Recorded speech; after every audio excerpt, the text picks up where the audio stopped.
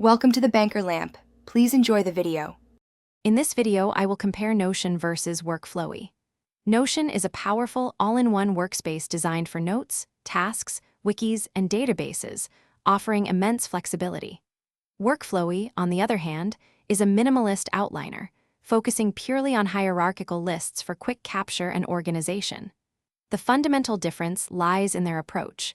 Notion provides a comprehensive toolkit for building complex systems, while Workflowy offers a streamlined environment for managing information through simple, nested bullet points. Notion shines with its incredible power and flexibility. It allows users to create highly customized workspaces using blocks, pages, and linked databases. You can integrate various content types, from text and images to code snippets and embedded files, building intricate systems for project management, knowledge bases, or personal organization. Its free plan provides unlimited blocks for individual users, making it a robust choice for those needing a versatile, all-encompassing digital hub. Workflowy stands out for its remarkable simplicity and speed. It excels at rapid idea capture and organization through an infinitely nested list structure. Its clean, minimalist interface helps maintain focus, reducing cognitive load. Users can effortlessly zoom into any bullet point, creating a new, dedicated context for detailed work.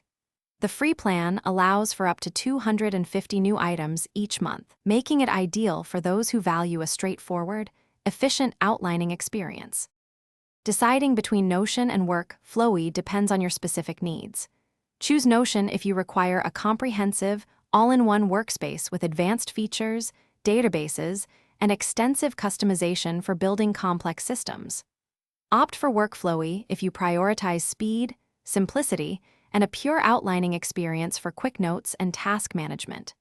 Both tools offer free tiers, allowing you to explore their functionalities and determine which best aligns with your personal or professional workflow. Thanks for watching. If this was helpful, leave a like and consider subscribing. See you next time.